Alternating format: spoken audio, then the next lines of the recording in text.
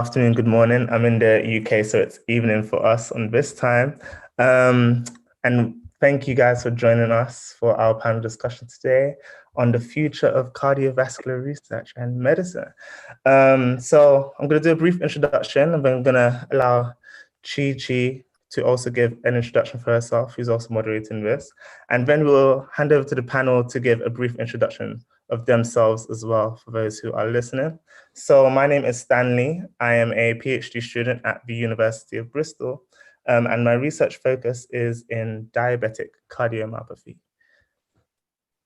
Hello, everyone. My name is Chi Okagwe. I am a PhD student at the University of Reading, and my PhD project is about the biological mechanisms of obesity and how they contribute to cardiovascular diseases. Okay, so I think we'll go to Dre next. Drayvon. Hi, everyone. My name is Dobson. I'm a third-year PhD student in the Department of Pathology at the University of North Carolina in Chapel Hill. Our lab focuses on research in hemostasis and thrombosis, and my project in particular looks at genetic regulators of fibrinogen expression. Thank you. Dr. Hammond. Hi, everybody. So my name is Jamaris Hammond, and I did my clinical cardiology training at WashU. I'm currently a health policy and economics research fellow, where I study the impact of healthcare policy on racial inequities and the ways that we can drive healthcare policy to focus on social determinants and anti-racism and cardiovascular outcomes. Okay. Dr. Ross. Hello, my name is Ellie Ross. I'm a vascular surgeon and data scientist at Stanford School of Medicine. I did my undergraduate medical school and vascular surgery training all here. I did a postdoc in biomedical informatics, and now my research focuses on using electronic health records and other types of interesting data to improve the care of the vascular patient. Okay, thank you very much. And we've got Dr. Alexander here. I am Kevin Alexander. I'm an advanced heart failure and transplant cardiologist. I did my residency and fellowship at Johns Hopkins and Brigham and Women's Hospital and advanced heart failure year here at Stanford. I do basic and translational research in heart failure, trying to understand mechanisms of pathogenesis, and I'm particularly interested in cardiac amyloidosis, which is a form of heart failure that is underdiagnosed among African Americans, but is a leading cause of morbidity and mortality in this population. Okay, thank you. And next is Dr. Lewis.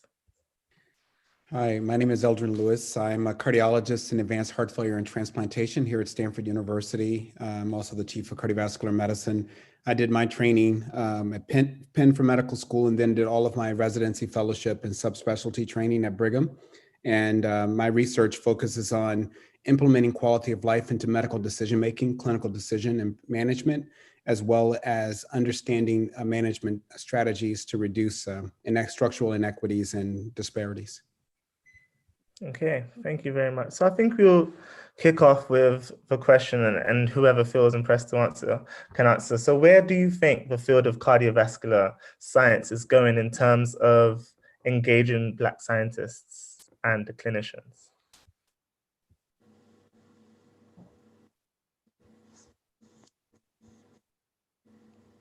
Give you some time to think. And then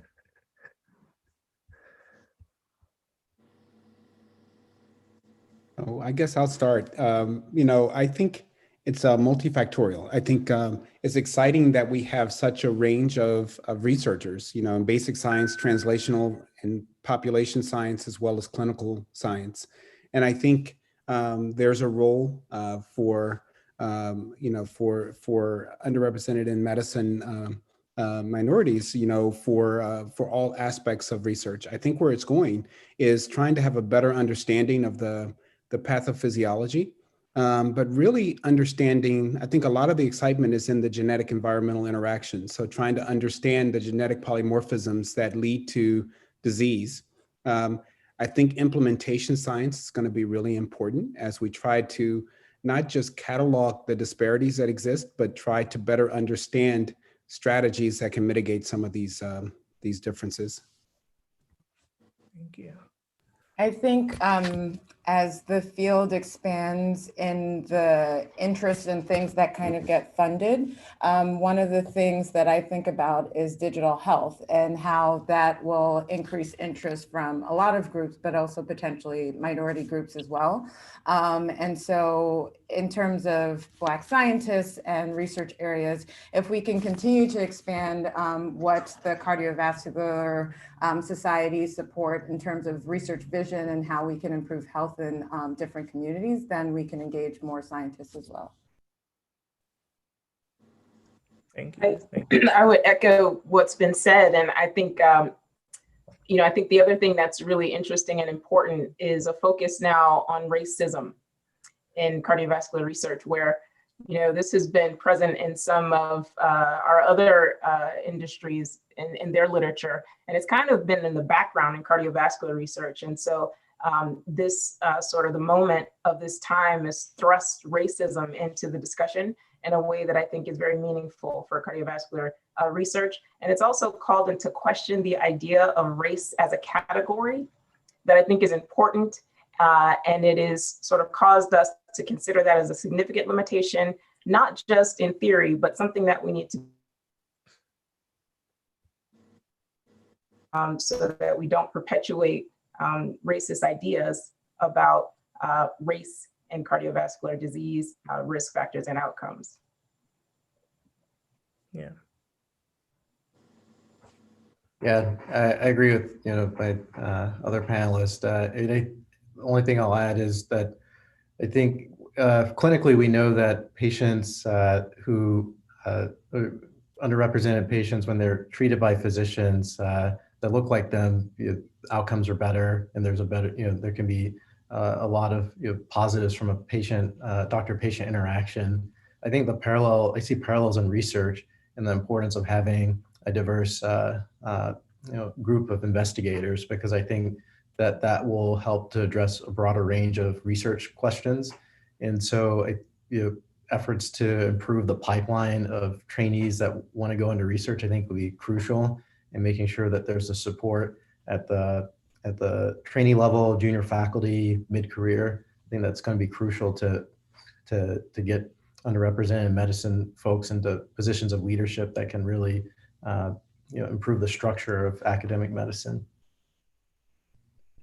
Yeah, I agree. I think I would agree with what everyone else said in terms of the direction that we're headed. I think, to echo in part a lot of what Dr. Alexander and Dr. Hammond were saying, I'm seeing, and what Dr. Lewis was saying, I'm seeing newfound interest in at least at the basic science level, headed towards the translational science level, in really looking at the genetics of some cardiovascular diseases in ways that haven't necessarily been done before, in terms of interjecting race into some more of our scientific conversations. I'm seeing genome-wide association studies that were done years ago being redone because there were no African Americans included in their populations in terms of when they were actually studying these things. So I think everyone's really starting to ask questions about, how has our views on race and socio-political kind of aspects influence how we do science. And I think the more that we try to ask that question and answer that question, we'll be headed in the right direction.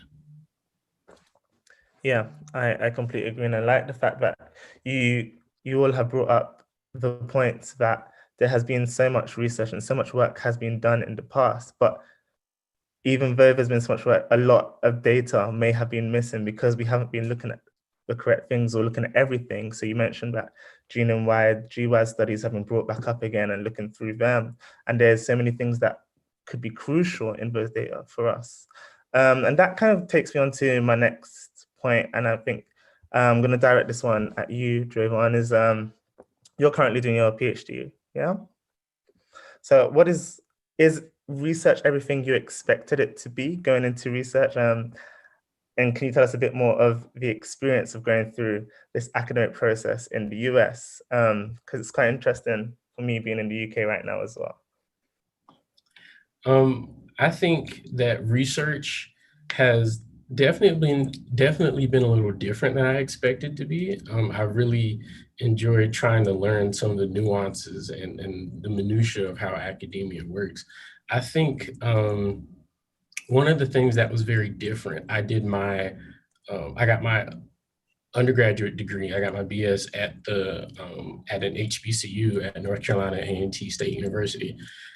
So being at a historically Black college where I had so many mentors that looked like me and so many that were doing research and science, I never really felt like I didn't have representation. And coming to UNC, I can almost say it's like the rug got ripped out from underneath me. It's like, wait a second, it's not like this all the time. It's not like this everywhere. So I think that has been very different for me in terms of now having to really seek out representation and seek out support and seek out community. So I think on one hand, that was slightly disappointing. On the other hand, it really exposed somewhere where the work really needs to be done. As an example, me and a few of my colleagues recently formed what we've called the Society for Black Biomedical Sciences, where we've really sought to put together an organization tailored to support and uplift Black biomedical graduate students, because it's not really something that, we all said we felt like we needed, but it just wasn't there.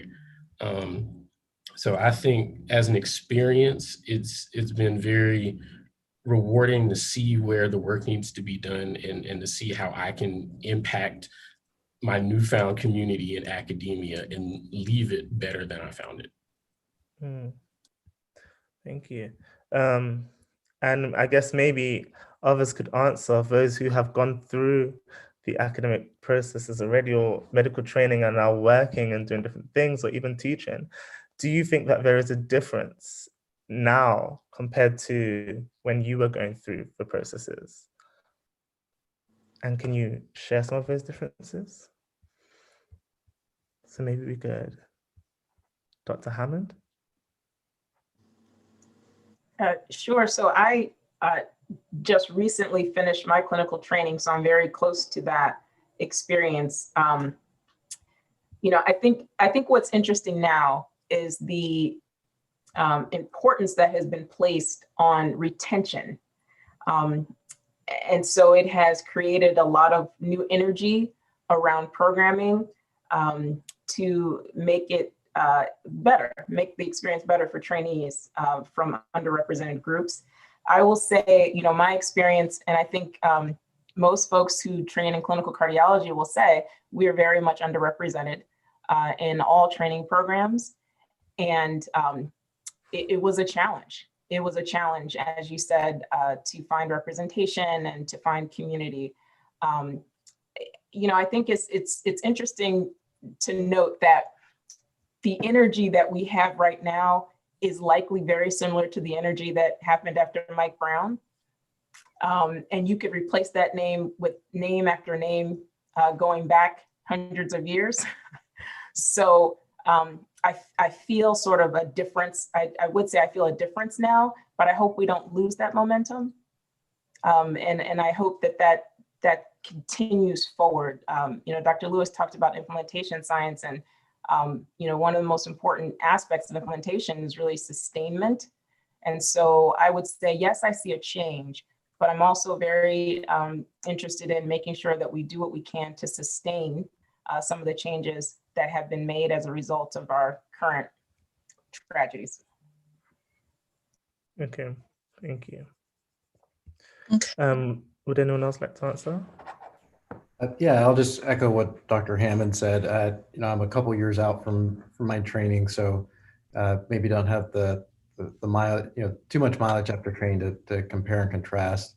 But what I'd say is over the last few years, what I think has been a positive development is that there's events like this, so Black in Cardio, professional societies where people underrepresented in medicine are kind of coming together to talk about key topics in academic medicine, because you can feel like you're on an island, or I felt like that many times during medical training. And so I think that the fact that some of the things like this are emerging is a very positive thing, and hopefully that'll help with some of the retention as people go through their training. So yeah, I really would love to thank the organizers for this, because I think these types of things are crucial. And thank you. I just want to remind everyone who is watching, whether you're on Zoom, YouTube, Twitter, that feel free to ask your questions, and we will try to get them answered for you today. I'm going to hand over to Chi-Chi now. So I like the fact that both Dr. Hammond and Dr. Alexander touched upon the idea of retention, which leads on to the next question I would like to ask. Why does academia tend to have a problem with retention of Black trainees? Because I can speak from my experience here as a UK student that the higher up you go in the terms of senior management, professorial appointment, it just gets less and less. Like I don't see many, senior Black academics like me. And I do know that as a PhD student, maybe Drayvon, you can probably relate that it's nice to see, senior academics that look like you. So I don't know if anybody would be able to kind of like give an insight as to why that seems to be the case, that there's a problem with retention in academia.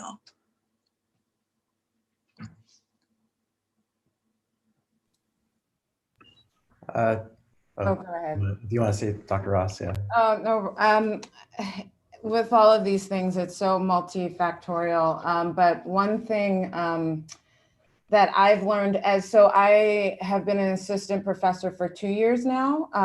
And so I recently did the job circuit and then got a job. And what tends to happen is I felt that the leadership at Stanford was excellent in terms of the recruitment. There was just a lot of work that went into it. And I really appreciate my boss's boss and everything in terms of the preparation and in terms of what they gave me as a startup package so that I could be a successful surgeon scientist.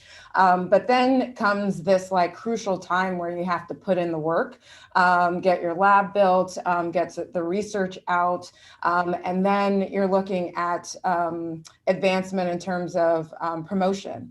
And I think there's a huge there's ability to fall off even at that point where you don't even make it to associate because of all the things that go into being a clinician scientist that no one teaches you when you're in residency. And so it really does take leadership, not only understanding who they want to recruit, but understanding that it's a difficult process for anybody. And then on top of that, it might be even more difficult for minority faculty, either because they don't have a support system at the university or the type of research that they're doing isn't done a lot at the institution that they're at. So getting the recognition that they need to get might be more difficult. And so maybe there needs to be, other resources provided. So one thing that my chair did was provide the opportunity to take leadership courses and programs at other universities. Not because Stanford doesn't have them, but because it kind of, like I said, I did all my training here, but that, exposed me to other people and other resources and other types of advice. So I think there are many things, but for me personally, it's the whole, how do I get the work done so that I can make it to the associate professor level? And in doing it on a day-to-day basis, I can completely understand why people are like, you know what, I'm over this and move on to the next thing. But if it wasn't for leadership, like continuing to provide opportunities and resources, then I can see where people fall off. Does anyone else want to add any comments? I would add, I think I agree with everything that Dr. Ross just said. I would add a few additional things. I think the first is, as you transition from fellow to faculty or from postdoc to faculty, and you transition from early career as an assistant professor to associate professor, there are kind of a lot of pitfalls beyond kind of your standard things of grants, papers, publications, kind of continuing on your trajectory in a specific area. I think those pitfalls include, number one, finance. So, medical education, is more expensive. There's delayed gratification. And, when you kind of leave college and your friends in college basically are buying new cars and you're basically adding $75,000 worth of debt or more per year, driving your hoopty, it becomes challenging. And at some point you want to kind of cash in. And so a typical time to cash in will be, kind of when you transition to early career, but that could actually drive people to a more lucrative private practice, non-clinician scientist path. So I think that's one possibility. I think the second is kind of the, for lack of a better word, the black tax, and so oftentimes when you join faculty, now all of a sudden you're no longer a trainee for a long time. So you have organizations saying, can you do this? Can you do that? We would love you to be on this committee. Can you be on this committee targeting increasing diversity? And you want to reach back as you look forward. But I think it's really important to surround yourself with mentors who can basically help shepherd you, because you can't say yes to everything. Because if you, I remember the best advice that I got when I was actually an instructor was from my chief then, Peter Libby, who's still one of my mentors. And he said, Eldrin, this is great that you want to do all of these things, but wouldn't it be more powerful if you progress through the academic ranks, you hit associate and full professor, and then you can have people working in your lab and you're directing them. And then you can go out and give talks and you can do these things and be on these committees. So that guidance is not often given to underrepresented in medicine faculty. I think the third thing is the, for lack of a better word, again, discrimination. And so if you look at the metrics for promotion from assistant professor to associate professor, they're spelled out. Many people, including people of color, basically will achieve those metrics when they become an assistant professor. And so when are they going to get tapped on their shoulder and said, we think that you have graduated and we should put you forth. It's challenging because you get, it gets frustrating. And that leads to the fourth thing, and that is kind of despondency. If you see other people getting opportunities, especially for leadership opportunities in a division or in a department, and you say, wait a minute, I would love to do that. Where was the search? Why didn't you ask me? Well, we think you're more suited for doing the strategies for increasing diversity in the fellowship program. I said, okay, that's good. I like doing that, but I would like to run a unit, because, I've always said, for years and years when I was at Brigham, how could you ever be a chief or a chair or a dean if you've never had an opportunity to be something to demonstrate that you have that skill set, something to allow you to hone your leadership skills, and so what we need are opportunities to be, I love sports, so to be an assistant coach, to be a bench coach, so that we can not only learn to succeed and to fail, but also we can build a track record where now when someone is tapping someone to be the offensive coordinator or the defensive coordinator or the head coach, they actually have experience. And we see this in sports, we see this in academic medicine, and these are things that we need to change. I have to just agree with everything that you just said. And I also think that it's interesting that, in medicine, if you think about the accomplishments of the medical community, from, decoding the genome to creating artificial hearts, to think that there are problems that we can't tackle, right, it doesn't really jive with the history of medical science. And so what I say is that if we really prioritize and have the intention and desire to improve and increase diversity, we could do that. Part of the problem is that the motivation and the incentives are not in place. Why is it that equity and diversity is not a quality measure for the institution? How can your institution claim to be excellent if that's not a quality measure, right? If that's not the way that you get funded. I talk about academic currency a lot. Dr. Lewis, you talked about the Black tax, and why don't institutions pay the underrepresented minorities who are doing that work with academic currency? So when you're asked to be on those committees, why doesn't that equal promotion? Why isn't that valuable in terms of your protected time? Why doesn't that count towards your salary? And so I think holding leadership accountable for making sure that the efforts that underrepresented minorities make are paid for in academic currency, such that your investment in that doesn't put you behind, but it puts you ahead. I think, institutions that hold diversity and equity as a value should put their money and their payment where their mouth is. So if you really value diversity and equity, then it should be something that we hold our trainees to in terms of demonstrating competence in those areas. It should be something that faculty should be held to in terms of demonstrating competency in those areas for promotion. And it should be something that the leadership holds themselves to in terms of demonstrating excellence in their division. And that kind of motivation, I think, would allow us, or would motivate us to do what we do, which is investigate problems and create solutions. But the problem is that the motivation, I think, is not yet there.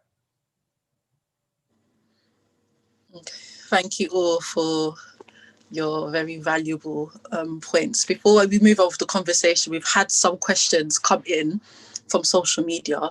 So I have a question here from Makeda Stevenson. What advice would you give trainees who are going through the hard part of their training? What are the strategies that you use to make it through and keep going? If anybody wants to, feel free.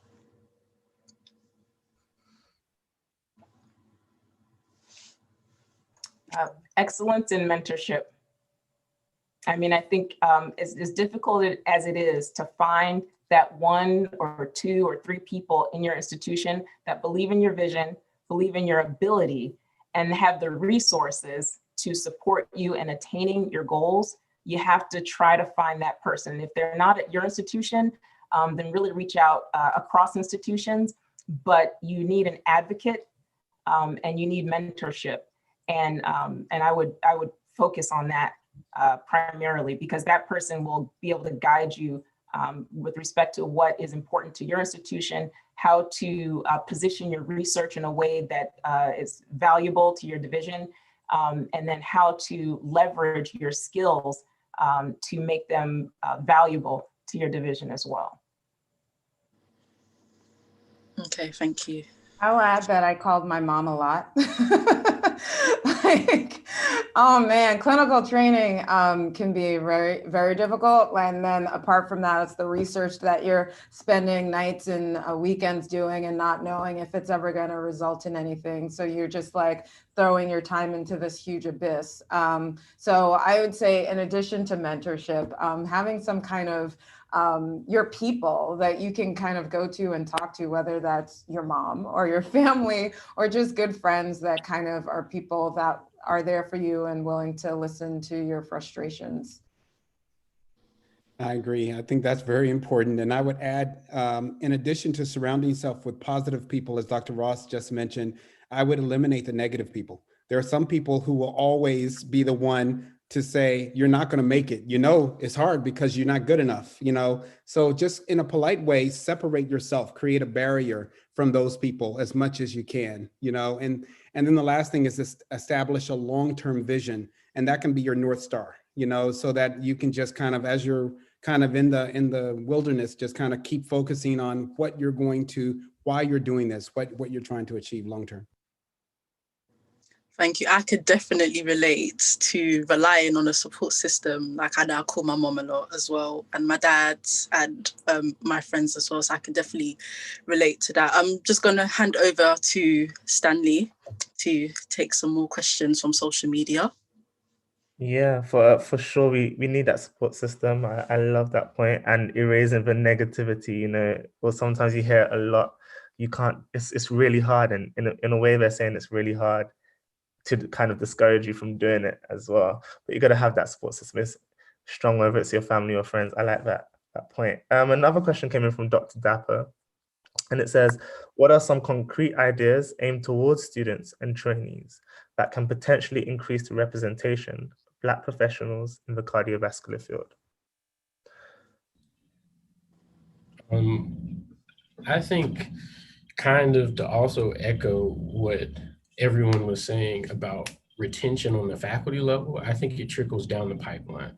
I think the more that we actually do to recruit, and not only recruit, but retain, Black scientists and medical professionals in positions of power, they can then reach back and help support the trainees. I think it honestly trickles down. It's very hard when you don't see yourself represented in a place that you want to be or a position that you want to get to. So I think that in itself can be very helpful to help support the trainees.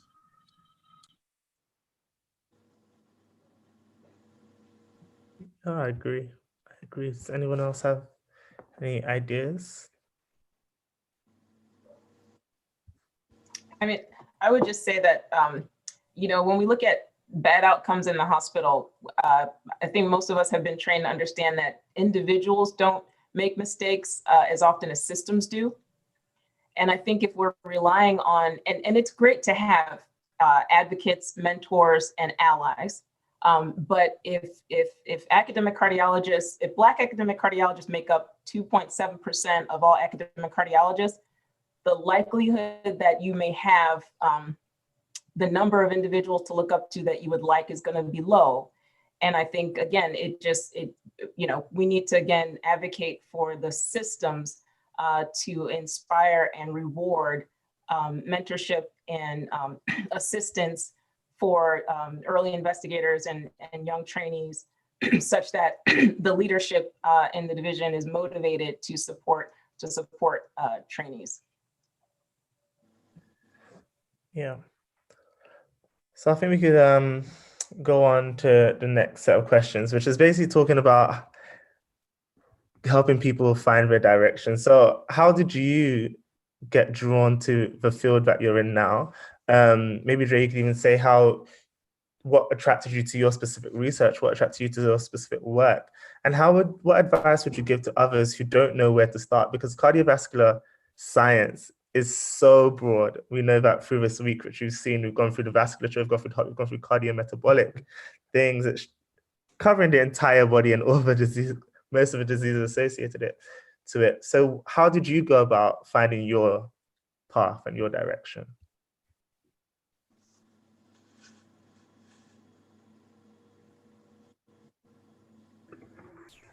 Sure. Yeah, I'll start. So, very early on, I was interested in biology and, in understanding how that affects people.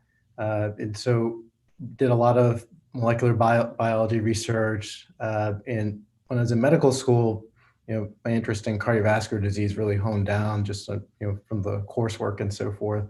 But, once I got to the rotations, I think it was clear that cardiovascular disease affects a broad range of people. There's a huge diversity in terms of the diseases that you take care of. And a lot of times you can do things that can really extend people's quality of life and save lives. So I think that kind of was broadly how I got interested in cardiology. And how I came upon studying what I do now, which is mostly cardiac amyloidosis, was really observations that I had during my clinical training. When I was at Hopkins, we would get patients that were coming in and out of the hospital with recurrent heart failure, African-American patients. And, we would work some of them up and we'd find that they have cardiac, when we started looking more closely, a lot of them would have this transthyretin amyloidosis, which is a condition that's particularly prevalent among African-Americans, but was overlooked. And in the moment we start looking up a couple of cases and started to really look in that direction, we were diagnosing people over and over again. And so that was, at the time, there weren't any treatments for this disease. And so, I kind of see that there's two big areas of need, right, in terms of better diagnosing this and then obviously identifying treatments. And the other thing that I think that was really striking was that, being in, the ivory tower, academic tower, is that within, miles of that hospital, that you'd have such great disparities in terms of heart failure diagnosis and outcomes. And so that was also, something that to me kind of blended my interest, from an academic standpoint, but from, I feel like, my obligation as an African American is to prove the health outcomes of my community, people that look like my family members and friends. And so that's kind of, I want to use the basic and translational tools that I learned and apply that to a disease where it affects people of color.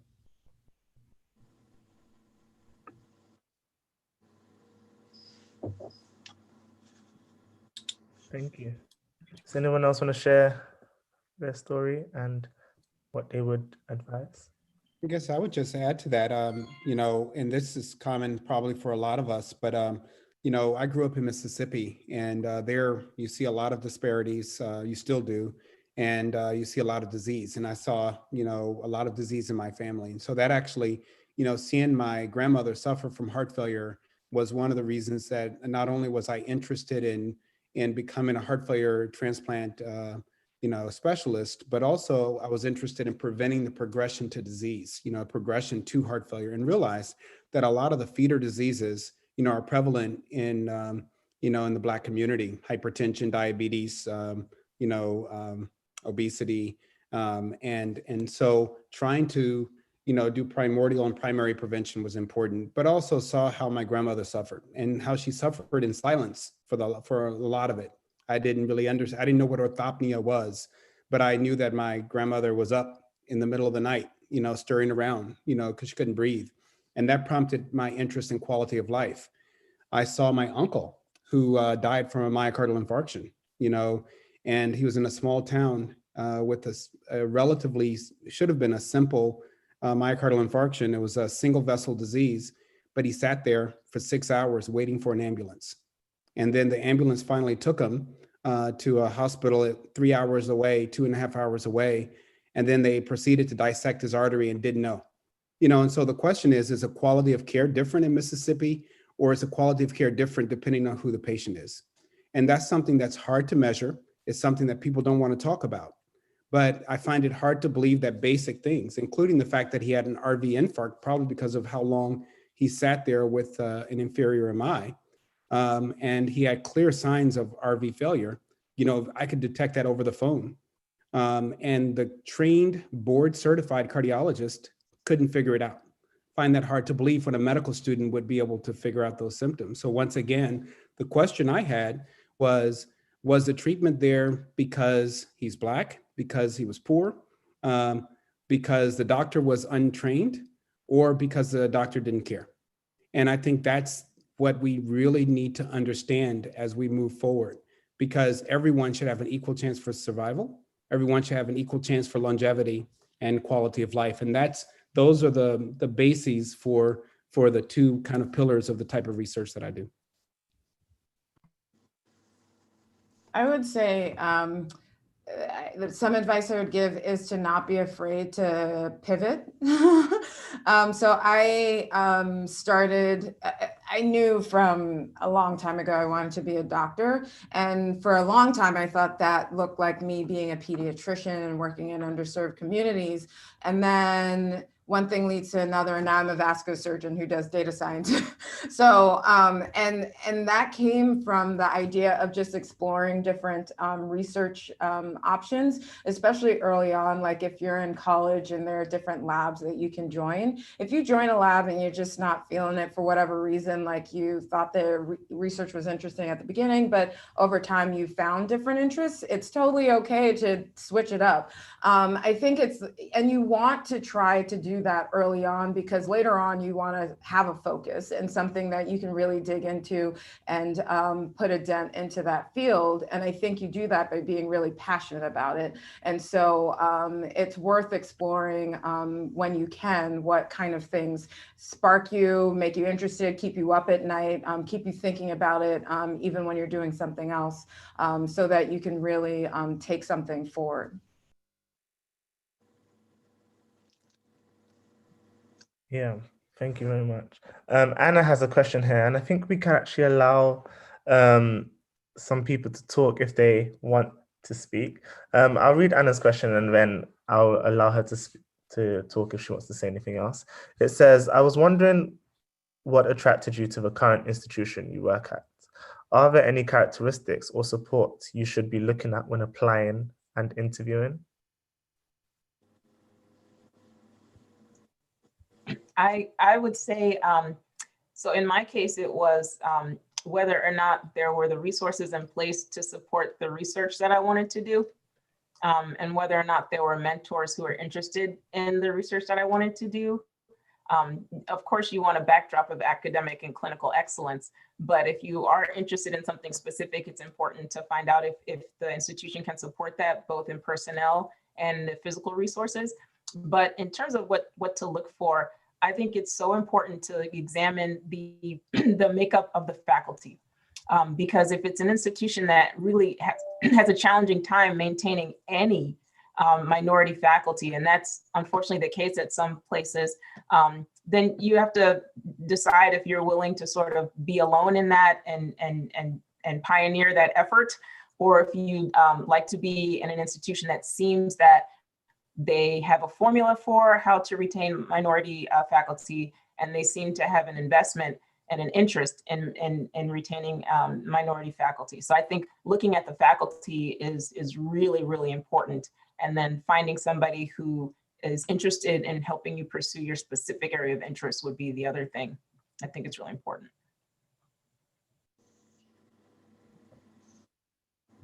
Yeah, does anyone else want to give any advice?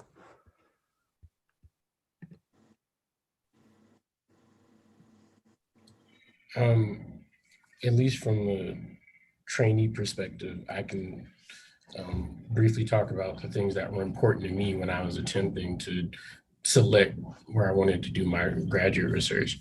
For me, I actually found a lot of places had more things in common than I realized in terms of finances and abilities to support me and faculty areas of research. So that actually made it difficult between me choosing the different places that I got into. What honestly really did it for me, and I, from talking to other people, it's a very personal thing about what is valuable to you in terms of what do you want your experience to look like.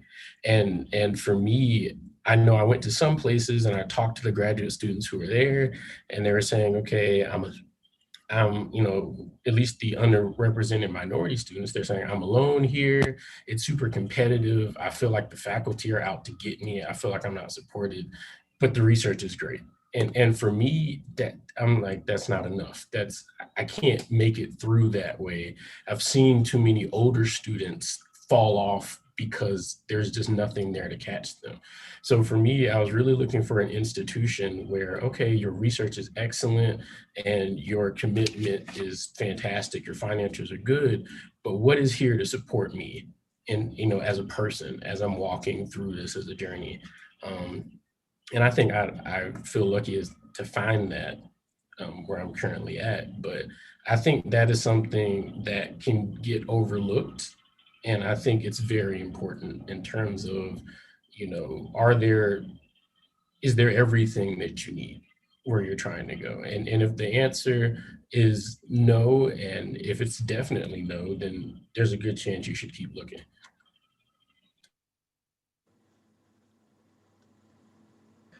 Thank you. Anna, was your question answered? Is there anything else you would like to say or ask? Yes, thank you so much for answering the question. I guess I'm also curious, like how many of you still stay in touch with your advisors, either from undergrad or somebody that had a really fundamental role in getting you to where you are right now? I communicate with a lot of my mentors from earlier stages of training. We talked a little bit about the pipeline and retention and academic medicine and careers in research. A pivotal person for me was Dr. Iona Black when I was at Yale, who's a chemistry professor, African-American woman.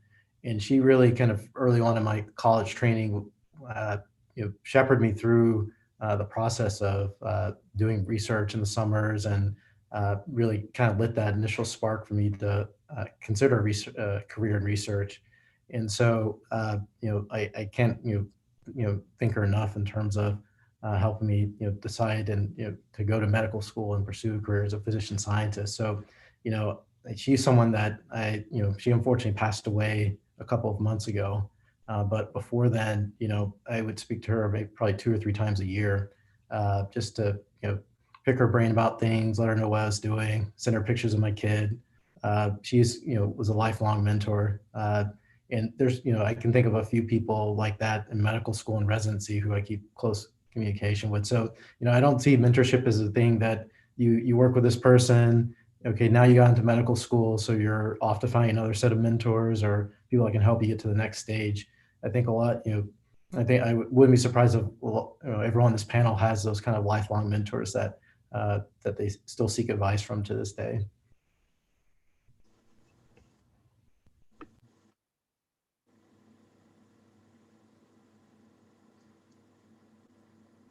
I would just add that I still keep in touch with all of my mentors. In fact, I emailed one of my mentors today, but I still work with him.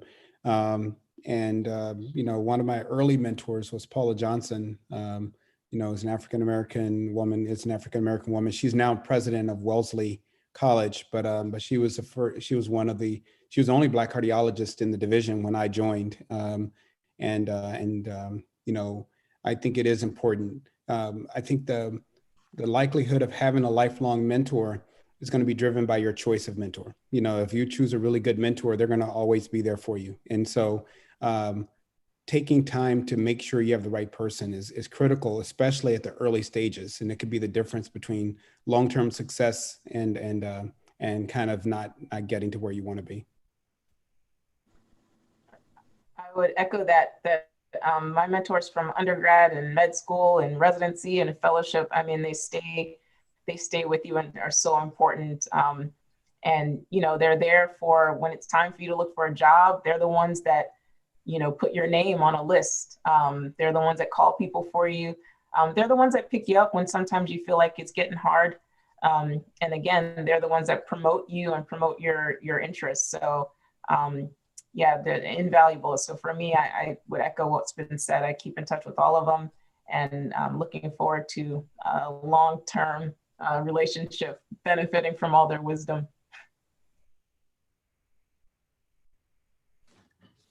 Does anyone have anything else to add?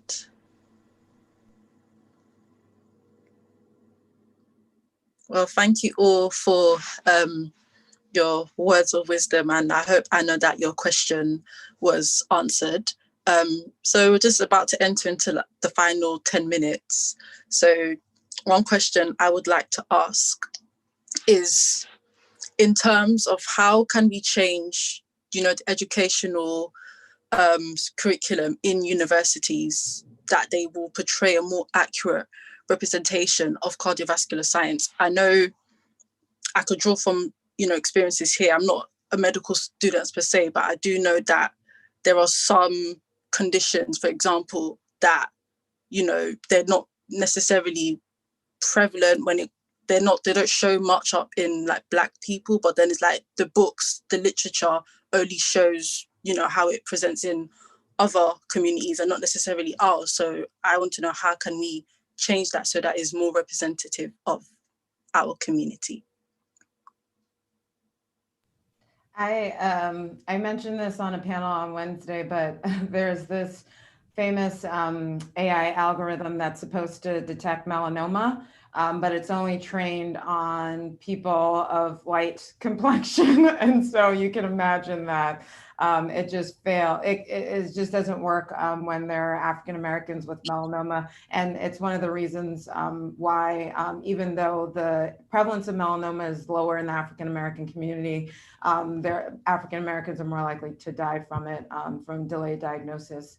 Same thing with peripheral artery disease, where African Americans just have different symptoms, maybe, or the healthcare systems they're accessing aren't picking up on on it as well. And so for something like the AI algorithm and kind of what ties into my research, it's just, first of all, noticing that there is a problem and that there is something to be gained from having a diversity of data that you're using to train your machine learning models or what have you. And even if you don't think there should be differences, that should probably be explored up front rather than just assuming that you can use your institution's data or data from somewhere else that's not very representative. So I'll keep it to the data science examples, as I'm sure other people have other great ideas.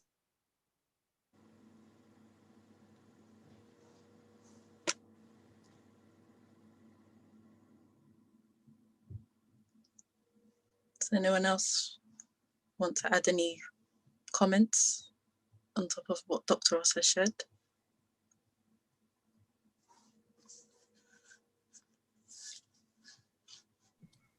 At least on the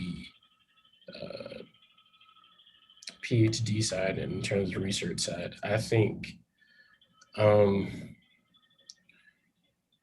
so.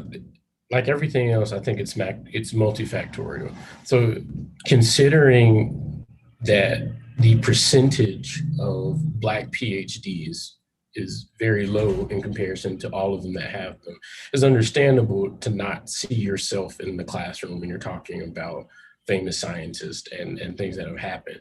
However, I have seen the occasional example where they're there and I do my research for myself and it's like, okay, wow, here's this, incredible Black scientist who did this research in, atherosclerosis that has this awesome paper out and, who wrote this textbook and I've never heard of them. And I think there is a default to rely on a certain group of people when you talk about who made research headway in a disease in terms of, oh, well, this person wrote the book on, heart failure and these are the scientists you should pay attention to and these are the papers that you should read.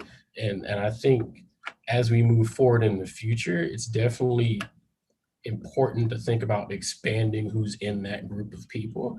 Okay, yes, this is the person who wrote the book on this 20 years ago, and that's fantastic. Is there a chance that we should now, as we see more Black scientists enter, with PhDs into the realm of research, that we should expand who we are talking about and who we're looking at in terms of cutting edge research discoveries and papers?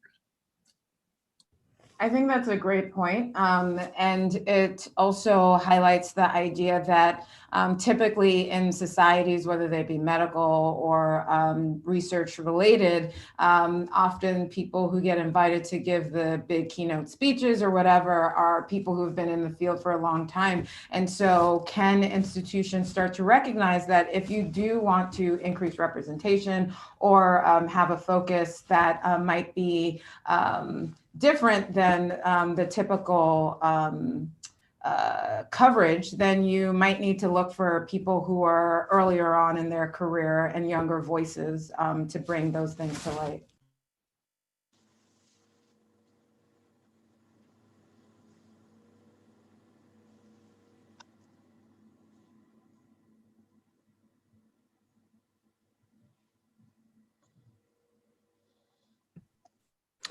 Yeah, well, we are coming towards the end now. I think we can take one more question. I think this would be a good question to kind of wrap it up with. And it is, what do you think the role of medical school, so this would be directed to those who have gone through medical schools, in diversifying cardiovascular medicine? What can we say from now on should be the role? What should we aim to do as well from here on? Well, Dr. Lewis, go ahead. Well, I was going to say that, it's kind of like what we talked about before in terms of faculty development and promotion. But one of the things that's so important is evaluating the role of implicit bias in the decision-making process. When you're selecting medical students, The idea that that process wouldn't be challenged by bias, both explicit and implicit, is false. So training for anyone involved in the selection process is important. The second thing I would say is reevaluating excellence and quality, and including things that are of value to underrepresented minorities. So if you have an applicant who has dedicated a significant proportion of their time to advancing care in an underserved community, that's an important value. That's an important value that will translate into outcomes and into lives saved as that person progresses through residency, fellowship, and beyond. And so making sure that we're incorporating values that are important to underrepresented minority communities in the way that we select the medical students. And then the last thing I would say is making sure that support is given for the specific challenges that underrepresented minorities face. We talked earlier about the desire to sort of jump off of the delayed gratification train in an effort to sort of like deal with the financial burden of training, but also realizing that medical students are coming from disadvantaged backgrounds, and they may need financial support. So medical schools need to be prepared to financially support trainees. When I started medical school, I was working 2 and 3 jobs just to pay the registration fee. And one of the deans came up to me and said, "Jamaris, where are you?" And I was like, "I'm trying to pay this registration fee." And he said, "Stop working. You're a medical student now. You got to come to class." And he went and got a scholarship for me. He said, "Here, take that and go to class." And so just thinking about the real practical difficulties of even paying for the education is also really important for medical schools to take into account. I think those are all very powerful, and I agree with everything that Dr. Hammond said. I would add a few things. One, the first thing is for over 10 years, I was the director of cardiovascular clerkship when I was at Brigham. And when I was there, it was when I realized how subjective the grading is. And so I would say it's really important to create more rigor around, or objectivity around the grading of the clerkships. Because if you look at the quality of the residency that you go to, it's going to be driven primarily by, how you do in your clerkships, because your electives in general, people do pretty well. So they're looking at that, and that can delineate between a top residency and not. That leads to the second point, cardiology, getting into a cardiovascular, fellowship, it's really, really competitive. It's cards in oncology, it's, in terms of the difficulty. So getting into a competitive, high quality residency program will dramatically increase your chances of getting into fellowship, which will of course increase the number of cardiologists. So they're all related. And I think the third thing is that we need to kind of break things down, and show that there's a pathway. We still have way too few underrepresented minorities in cardiology. We have way too few women in cardiovascular medicine. And you hear the same things. Well, cardiology is too competitive. I really want to have a life too. And I said, stop. You can actually create your work-life balance. But when we basically show that there's only one way of being a cardiologist, it may scare away some incredibly talented people. And they may look at the time and say, wait a minute, if it's going to take 7 years, to be a cardiologist, I want to get paid, I have bills, so, very rarely do people talk about the NIH loan forgiveness program, but that can actually help to balance things so that you're not trying to pay off your student debt. And we need to just educate people so that people aren't scared away by the duration of training that's required.